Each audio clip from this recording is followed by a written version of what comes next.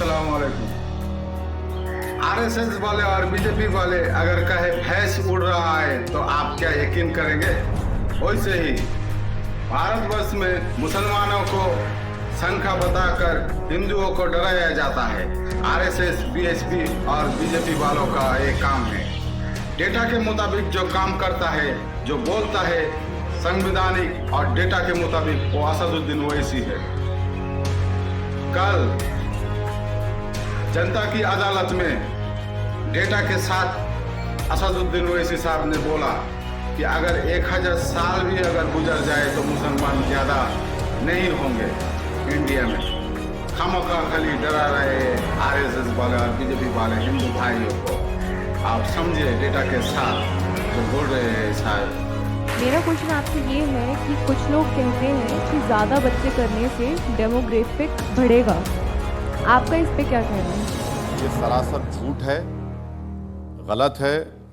मैं आपको ये बता रहा हूँ कि भारत में जो फर्टिलिटी रेट है मुसलमान और हिंदुओं का, 1992 में मुस्लिम फर्टिलिटी रेट था 4.41, अब वो आया है लेटेस्ट जो डेटा है गवर्नमेंट का 2.36। हिंदुओं का था 3.30, गिरकर 1.94 है। तो डिफरेंस जो है सिर्फ 0.4% का है। तो ये जो लोग बोलते हैं ना कि मुसलमान पूरे हिंदुओं से आगे बढ़ जाएंगे, नहीं बढ़ेंगे। 600 साल में भी नहीं बढ़ेंगे, 1000 साल में भी नहीं बढ़ेंगे।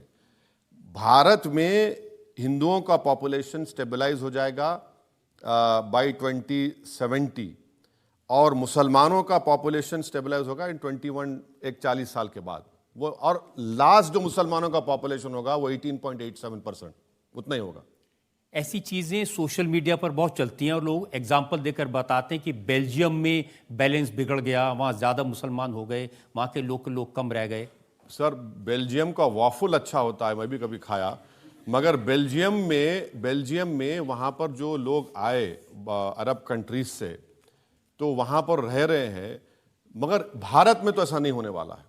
भारत में एम्पिरिकल एविडेंस है। आप जो नंबर्स कह रहे हैं उसको भी वो लोग चैलेंज करते हैं। उसको लेकर वो ये कहते हैं कि जब जनसंख्या गिनने वाले लोग जाते हैं जी, तो मुसलमान अपने 9 में से 5 बच्चों को अंदर छुपा लेते हैं, 4 को गिनवाते हैं, 5 को नहीं गिनाते। तो उनको कैसे मालूम कि 9 है? या तो ये है कि जो करने गया है वो ही उनको पैदा किया,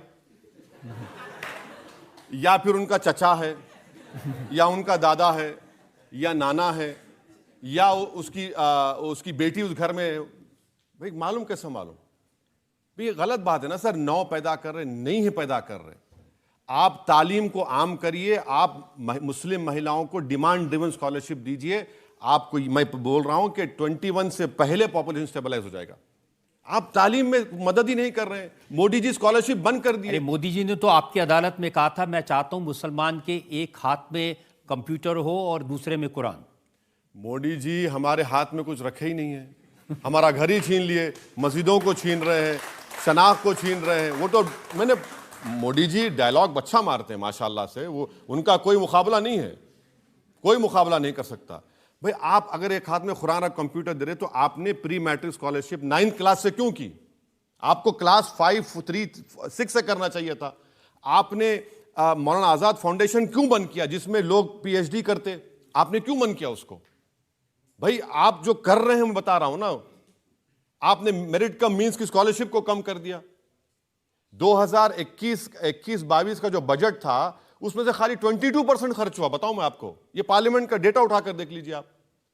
तो पॉपुलेशन, आप मुतमईन रहिए मेरी बहन के मुसलमानों का पॉपुलेशन 18.9 पे रुक जाएगा, स्टेबलाइज हो जाएगा। और हिंदुओं और मुसलमानों में 80 करोड़ का फर्क है, रहेगा बराबर हो, फिक्र मत करिए। ये बीजेपी आरएसएस की बातों में मत जाइए। इनको ये अगर आपको बोलेंगे देखो भाई भैंस उड़ रही, तो यकीन मत करिए उनका। देखा आपने मुस्लिम की फ्रेटर्निटी कितना कम हो गया, जन्म नियंत्रण कितना कम हो गया। अरे हमारे जो दादा थे, परदादा थे, उसके 10 बच्चे थे, हमारा पिताजी का 4 बच्चे थे, हमारा 2 बच्चा है। कहाँ से बढ़ जाएगा मुस्लिम? काम नहीं है, नौकरी नहीं है, ऐसा कैसे बढ़ेगा? हाँ, पेट में खाना नहीं है, नौकरी नहीं है और बच्चा पैदा करते रहेंगे। ये हिंदू भाई के लिए सबक है, आप सुधर जाइए। बीजेपी और आरएसएस के पॉलिसी में मत जाइए। अगर कहेंगे भैंस उड़ रहा है तो क्या यकीन करेंगे? भैंस कभी नहीं उड़ता है। वैसे ही वो आरएसएस वाले डराते रहेंगे खाली।